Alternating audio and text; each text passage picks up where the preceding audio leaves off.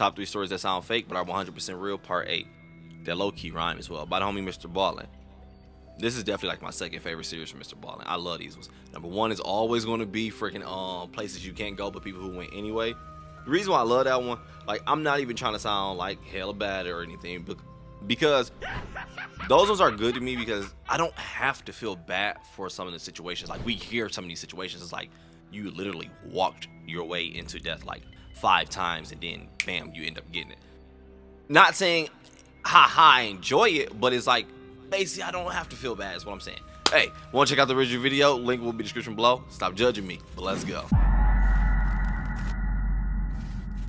Sometimes the truth is stranger than fiction, and today I'm going to share 3 stories that demonstrate that. But before we get into today's stories, if you're a fan of the strange, dark, and mysterious delivered in story format, then you've come to the right place because that's all we do, and we upload 3 or 4 times every week. So if that's of interest to you, please invite the like button to come over your house and play Mortal Kombat. And when they do, play real Mortal Kombat and uppercut them into the ceiling. Also, please subscribe to our channel. I'm so sorry to stop it already. I just bought King of Fighters, so I got my fight stick out. I kid you not, this is not playing. Got my Mortal Kombat fight stick right here. Mrballen, you don't want that kind of smoke. Don't play with me.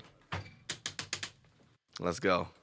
Play real Mortal Kombat and uppercut them into the ceiling. Also, please subscribe to our channel and turn on all notifications so you don't miss any of our weekly uploads. Alright, let's get into today's stories. But what if he's better than you in Mortal Kombat?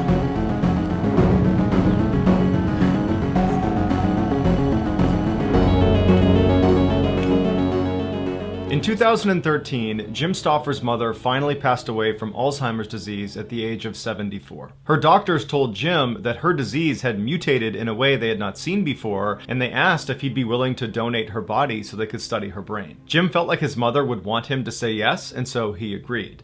But for a variety of administrative reasons, the neurologists couldn't actually accept Jim's mother's body. At this point, Jim was really bought into the idea that his mother's brain was going to help other patients, and so while he couldn't donate her body to these neurologists, he could donate her body to the Biological Resource Center in Phoenix, Arizona. This center would take dead bodies and then extract parts of them for scientific research, and then would cremate the rest of them and return the ashes to the family. Jim gave his mother's body to the center, and when he filled out the paperwork, he indicated that her brain should be extracted for Alzheimer's research. After filling out the paperwork, Jim left, and 10 days later, he received a wooden box in the mail that contained his mother's ashes. There was no note attached to the box explaining exactly what was done to his mother's body, but Jim assumed they did what he asked. A year later, that Biological Resource Center was raided by the FBI after accusations they were selling these donated bodies for profit. During the FBI's investigation, they uncovered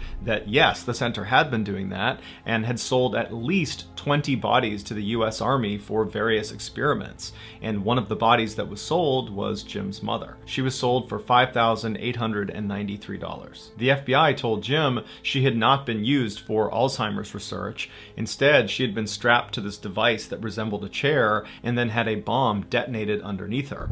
The Army was trying to understand the effects on the human body when a vehicle is hit by an IED. The ashes Jim received in that wooden box he got in the mail were only from his mother's hand. The rest of her body was unrecoverable. Also, during this FBI investigation, they found inside the center there was a man's body on the wall with a female head sewed onto it. It appeared to be a trophy. Jim, along with 19 other families, sued the center, and finally, in 2019, they were awarded $58 million in damages.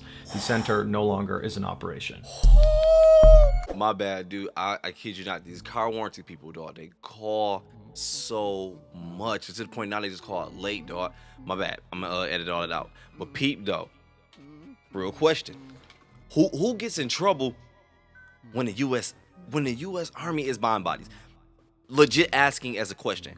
Who in the hell gets in trouble? Hey, I'm telling you, dog. It's so much ish in this world. I feel like we gonna get conspiracy mode. We already know how I feel about that. We gonna get into that mode.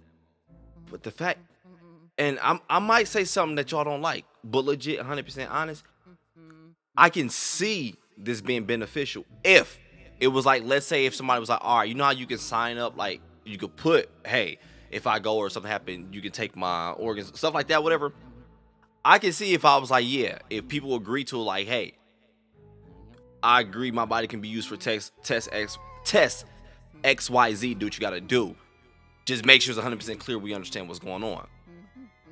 That's if that person agree. I can see that being beneficial, dog. But then when they got to the point when he was like, no, they had him on a wall cut off with like a different head. So I was like, oh, no, hell no. At this point, we on some Texas Chainsaw shit. Now at that point, it got a little sick. I'm like, nah, at that point, nah, weirdo shit going on now. Families sued the center, and finally, in 2019, they were awarded $58 million in damages. The center no longer is in operation. Stop playing. In 2004, Mitch was in his final semester at a college in Louisiana when he met another senior, a wonderful young lady named Kayla. From the instant he saw her, he knew he was in love. She played hard to get at first, but after several months, he won her over. After graduation, the pair stayed in Louisiana and moved in together while they got their careers off the ground. 2 years later, the pair got married, and almost immediately, Kayla got pregnant. At the time, Mitch's career was really starting to take off, which allowed Kayla to stay at home and take some time off. By the time their daughter was born, Mitch was making so much money that Kayla decided to just stay home and be a full-time mom. A couple years later, Kayla got pregnant again, and by the time their daughter was 2 years old, they had their son. Mitch adored his children. Every morning before he went to work, he would sneak into their room and he would watch them sleep, and then in the evenings, they would have these big family sit-down meals and then play games together until bedtime. I know it probably sounds creepy, it's not. As a father, I do that. I love it. I just sit there and stare at their little stinking faces. I love it. And in the evenings, they would have these big family sit-down meals and then play games together until bedtime. Mitch's life was perfect. Shortly after his son's birth, Mitch was lounging on the couch in his TV room when he noticed out of the corner of his eye the red lamp in the corner of the room. It just looked funny. It was almost like the light itself was blurry, but when he looked a little bit closer at it, the entire lamp looked blurry.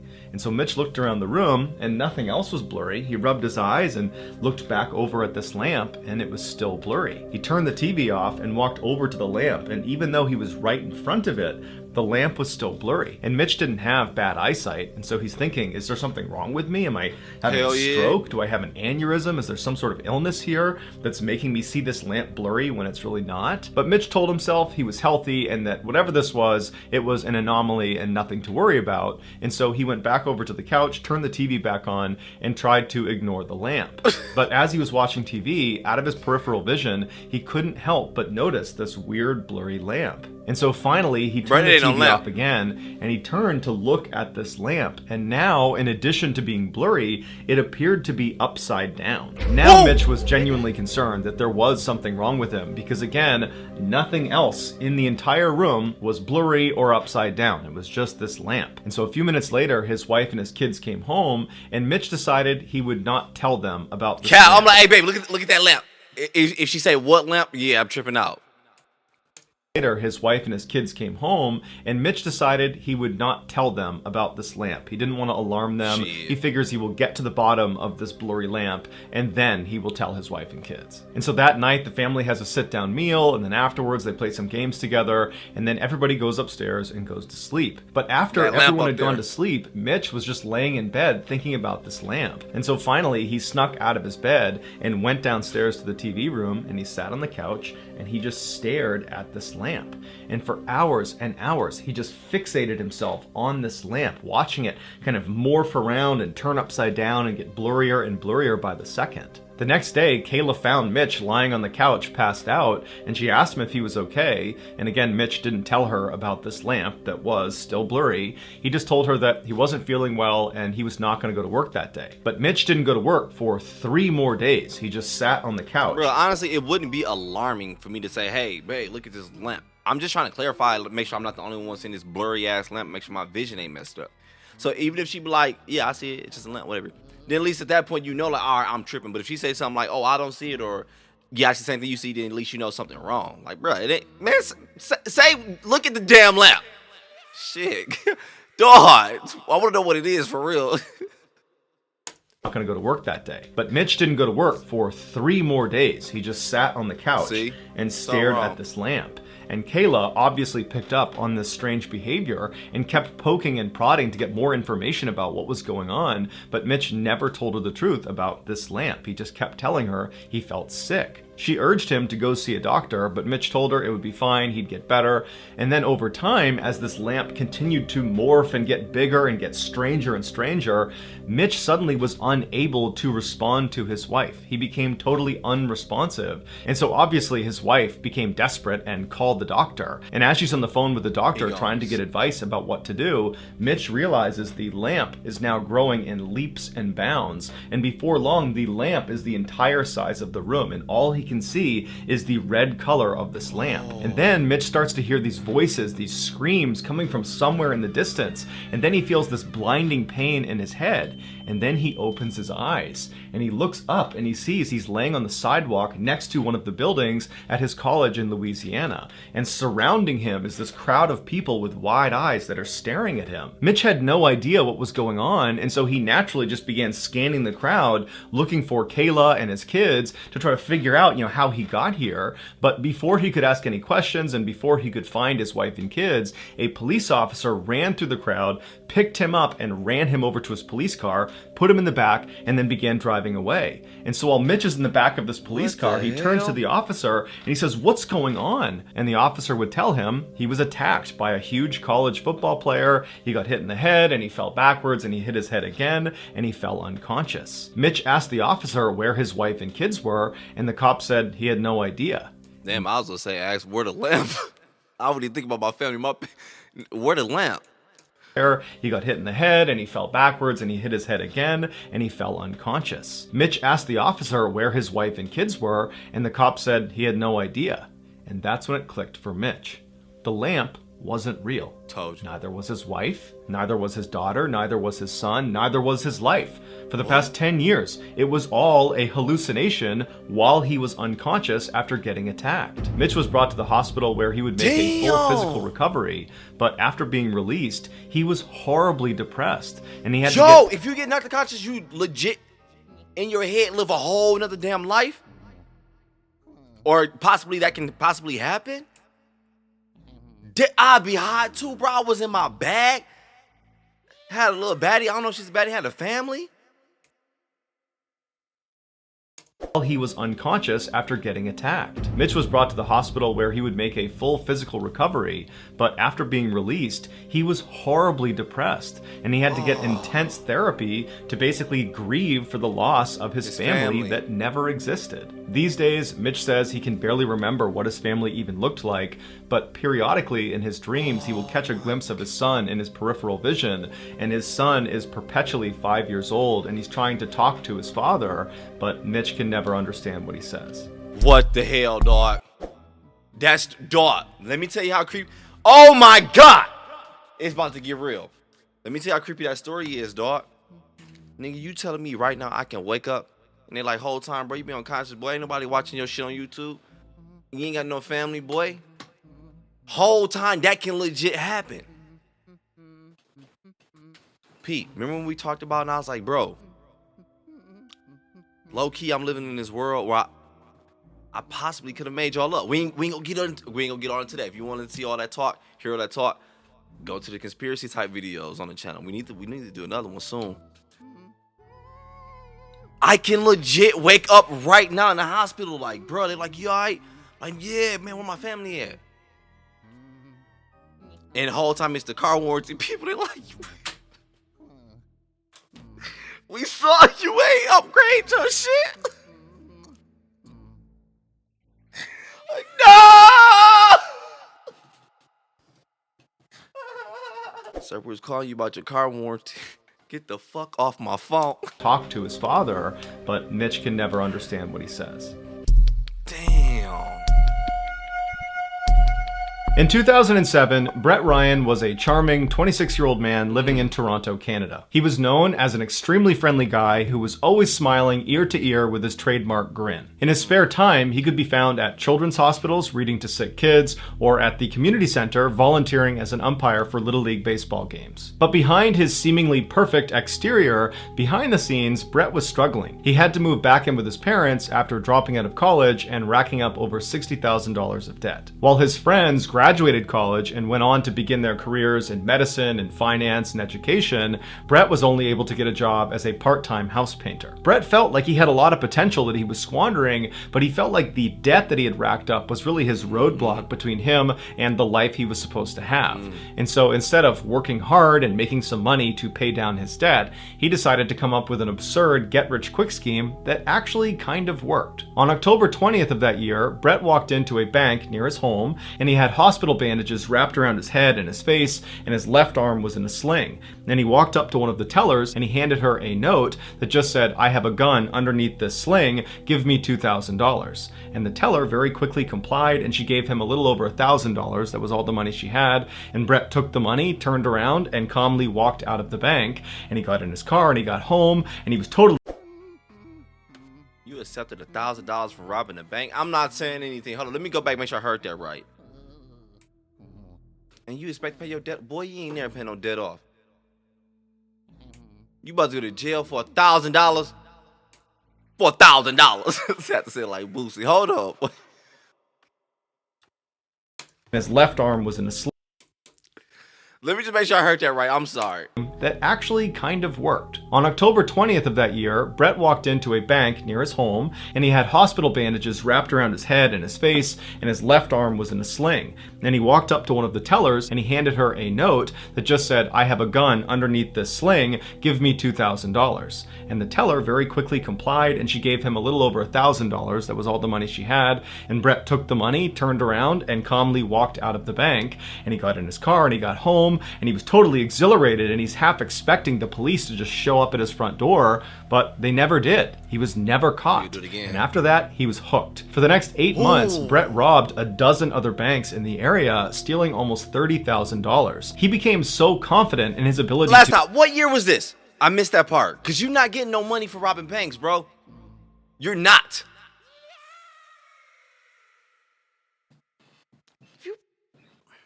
in the area, stealing almost $30,000. He became so confident in his ability to steal without getting caught that he began dressing up in these ridiculous outfits that included this huge, obviously fake beard, and in fact, the media dubbed him the fake bearded bandit. The reason Brett wasn't getting caught is because the police would get his fingerprints at the crime scene, but because he did not have a criminal record, his prints were not in the database. And so the police basically just had to set up and hope to catch this guy in the act. And in the summer of 2008, they finally would catch the fake bearded bandit. At Brett's trial, dozens of his friends wrote letters of support to the judge saying that Brett was actually a great guy, that this was a product of desperation and a total break from his normal character. And some of the organizations that he volunteered with did the same thing, writing letters to the judge saying what a meaningful contributor Brett was to the community.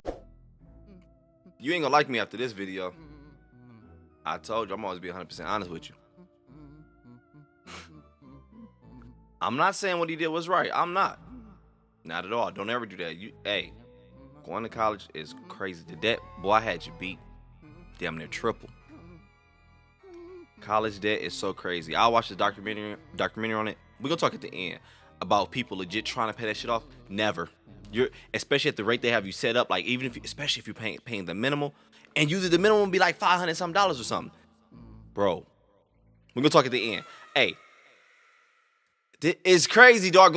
Oh my gosh, we're gonna talk in the end. Same thing, writing letters to the judge saying what a meaningful contributor Brett was to the community. When Brett spoke at his trial, he was incredibly remorseful and said he had allowed his debt to get totally out of control and that admittedly he had not handled it well. And so the judge took all of this into account, all the letters of support and Brett's overall appearance in court, and he decided that this was indeed a break from character and that Brett was actually... That's bullshit, though. You still get locked up. You still did... Boy, you robbed that many damn banks. Stop playing with me, dog. I don't know if you're about to get time or not.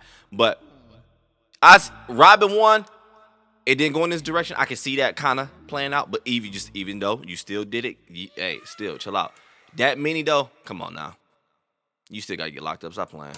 and he decided that this was indeed a break from character and that Brett was actually a very promising young man and that he did not deserve the harshest penalty.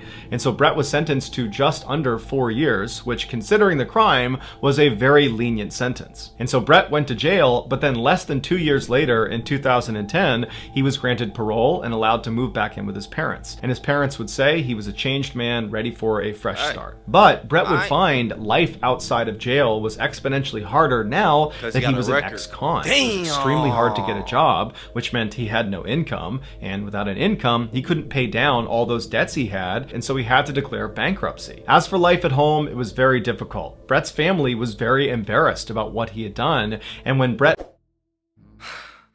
I get it! You put... Bro, just when you put yourself in... Accountability.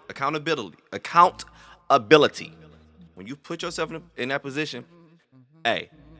Ain't no pity, because we all can't do that. We all can't go out there like, I'm about to go rob like 30-something banks. You robbed that. Imagine if you'd have got some good money, bro, and got out in 2 years. That's why I was like, this is crazy to me. I wasn't trying to like say, bro, let me show you how to do it. I was just saying, like, bro, at that rate, at that year, you should have been getting way more. And if you got 2.5 years, man, you would have killed it, dog. But basically what I'm saying is, this is like the typical life for everybody. Like, everyone is struggling, dog. It's hard as shit. It don't give you a right to rob 30 banks. But the reason why I said I'm not mad at him, if he ain't kill nobody, and he still do his time. But what I'm saying, for the crime, I'm not mad at him. I'm not even gonna cap at you. Not even gonna do it. He should have still got time, but for what he did, I'm not mad. He couldn't pay down all those debts he had, and so he had to declare bankruptcy. As for life at home, it was very difficult. Brett's family was very embarrassed about what he had done, and when Brett moved back home, it was obvious that all the neighbors were gossiping constantly about their family.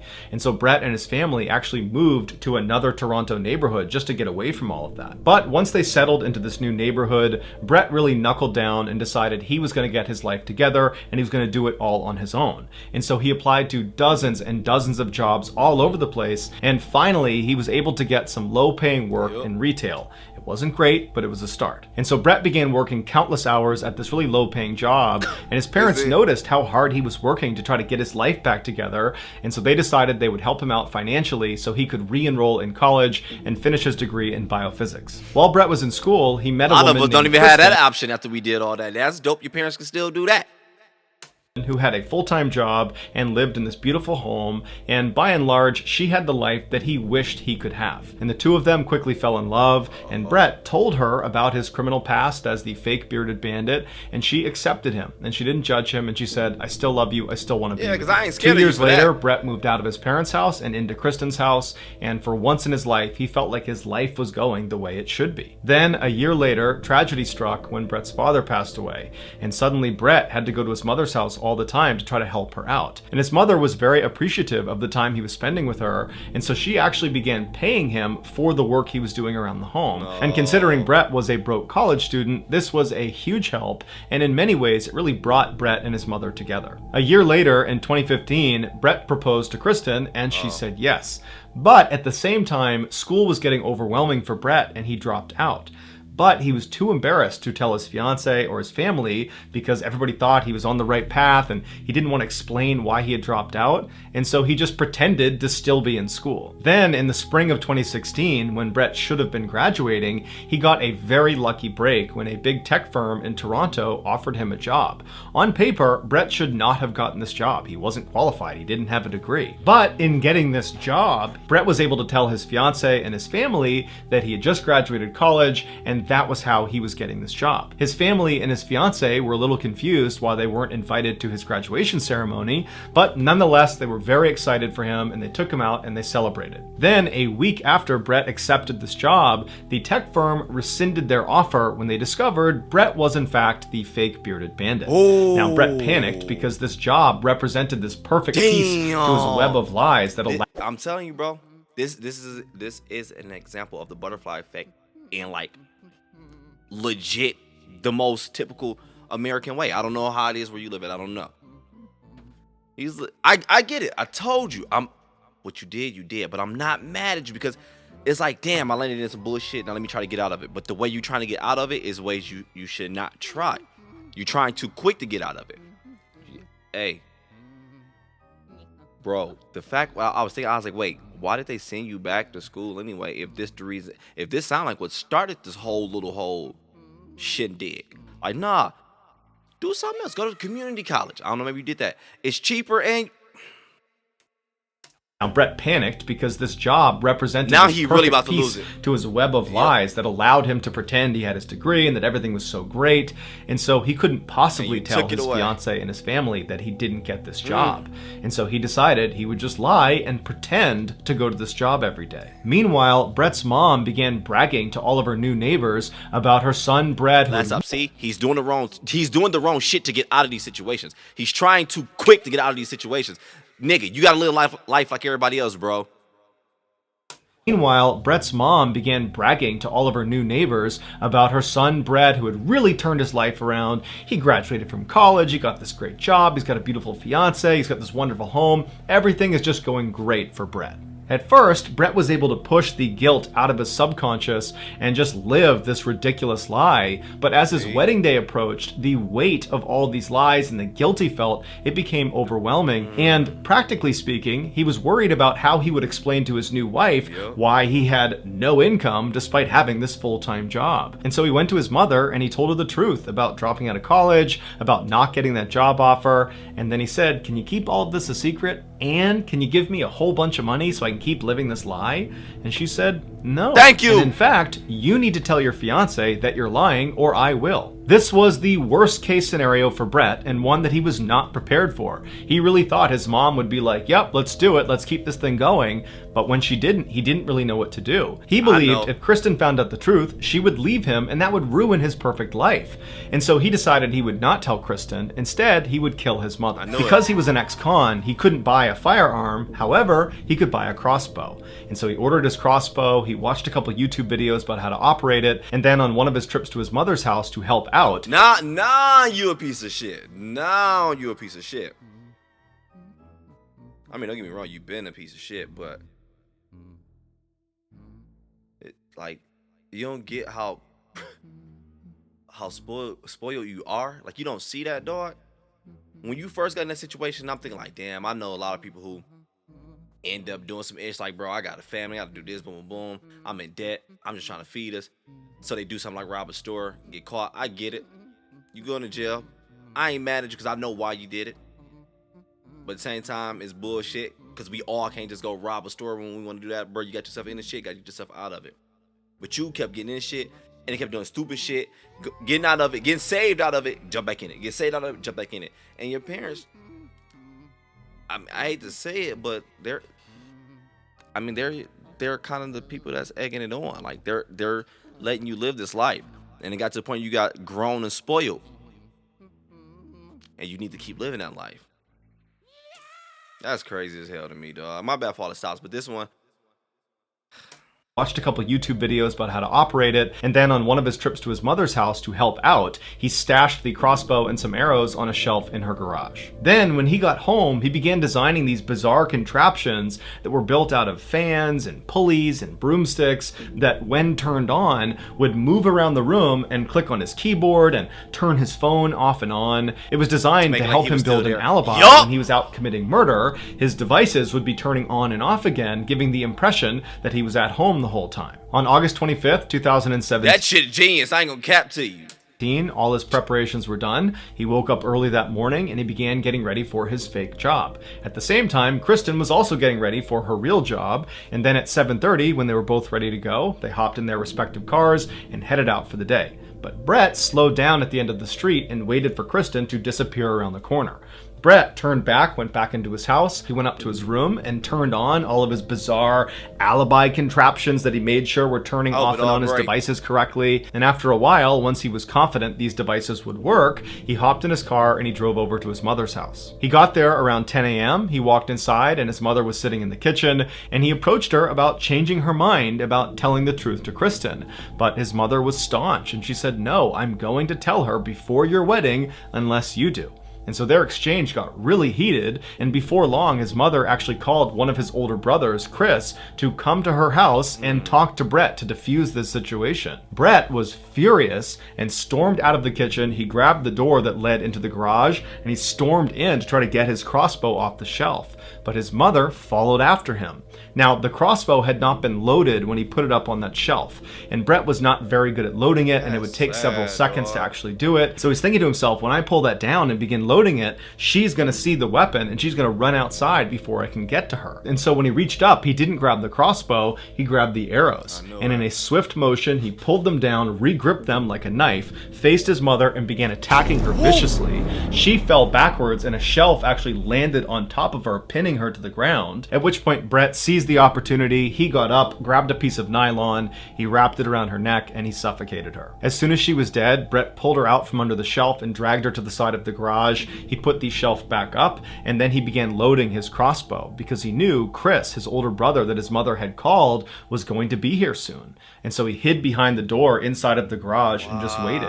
And at some point he heard Chris's car pull into the driveway. Chris walked into the house, he yelled for his mom, he yelled for Brett, but he didn't get a response. And eventually Chris made his way to the open door leading into the garage. He stepped inside, and as soon as he did, Brett silently got up behind him and he fired one shot directly into the back of his neck, killing him instantly. Brett took Chris's body and piled it on top of his mother's, and as he was putting a tarp over top of them, he heard another car pulling into the driveway. It was his younger brother, AJ. Now, at this point, Brett knows he is in too deep and he has to finish the job. And so he doesn't have time to load his crossbow. And so again, he just grabbed... You ain't got no heart, dog. No heart. All this for money. This shit is so crazy what people do for money to me, dog. Hella crazy. It's gonna hurt. I just told... Forget it. Babe, I dropped the bag. Low key... Only thing that's gonna happen, probably gonna cancel the wedding. If she really loved you enough that she was gonna marry you, then y'all both probably gonna work and get back up. That's what people do in life, dog. You get knocked down, you get the hell back up. Just because you didn't get your way, you had to offer everybody. You gonna go to jail and still not get your way. You really not gonna get your way. Like I knew it was something wrong with bro head when I was like, they said he robbed like 30-something banks and got like 60K. Finish the job, and so he doesn't have time to load his crossbow, and so again he just grabs one of the arrows and he walks outside and he sees AJ getting out of his car and he runs up to him and he jabs the arrow into his brother's neck. And so they're fighting in the driveway. Meanwhile, Brett's other brother, Lee, who's actually in the house sleeping, he wakes up to the sound of this commotion outside in the driveway. He looks out the window and he sees his brothers fighting, and so he runs downstairs and he comes outside, and at this point AJ is laying on the ground and he's basically motionless. And Brett is standing over him, and Brett turns and he sees Lee in the doorway and he runs off after him. Lee sees his brother running at him and just turns and runs into the house, but he only gets a few feet before Brett jumps on top of them, and then the two of them have this vicious fight where Brett is trying to stab him with the arrows, and they're basically both fighting for their lives. And at some point, after Lee suffered several very deep cuts, he manages to throw Brett off of him, and he runs outside to his brother AJ, who's now crawled all the way to the street. And in fact, AJ had managed to flag down a neighbor and got his neighbor to call the police. As for Brett, after Lee had managed to fight him off and ran outside, he knew he was done. And so instead of chasing his brother outside, he put his arrow down and he walked into the kitchen. He opened up the fridge, he took a bottle of water out, he left the fridge door open and just walked out to the front steps and sat down and drank his water while he waited for police to show up. When they did arrive, his brother AJ died before they could save him. As police were arresting Brett, he kind of casually said, "Yeah, I should have taken AJ to the hospital, I could have saved him. And the other guys in the garage are dead, crossbow to the head. It was me." In court, Brett was extremely remorseful and pled guilty to all of his charges. The judge told Brett that he was appreciative of the fact that he was taking full ownership of his heinous crimes, and that in many ways he was a victim too, a victim of this huge web of lies. No more. The old me out of here. You hear that shit? Fucking Vic, stop playing with me, dog. This nigga robbed 30 banks, killing family. Shit, you victim. Stop playing with me, dog. I couldn't go do a percent of that and come back and record tomorrow. Boy, I'll be out of here. But get your long head ass up in this damn cell. Boy, stop playing with me, dog. Yeah, victim.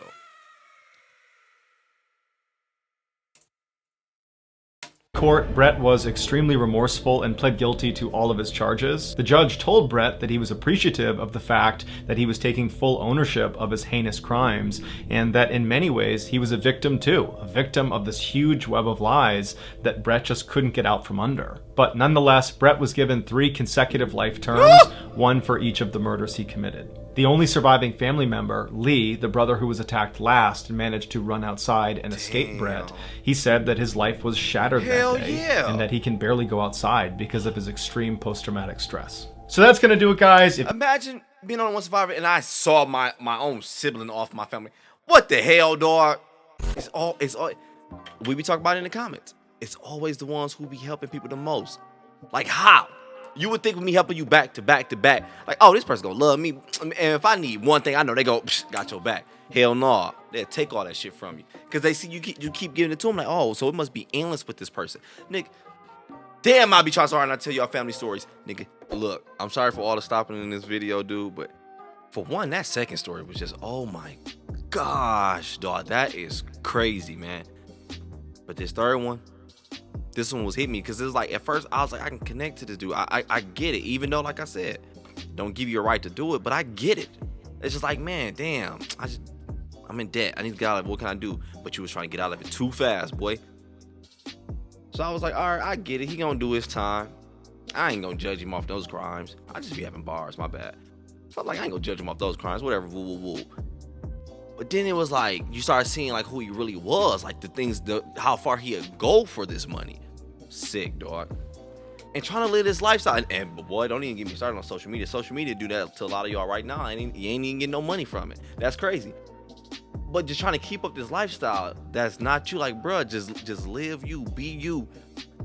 If your wife would have broke up with you right there and dipped out, boom, boom, boy, she'd have been doing you a favor because she didn't really give a damn about you. But if you know she loved you like you felt she did, y'all have been good. Y'all to rebuild something.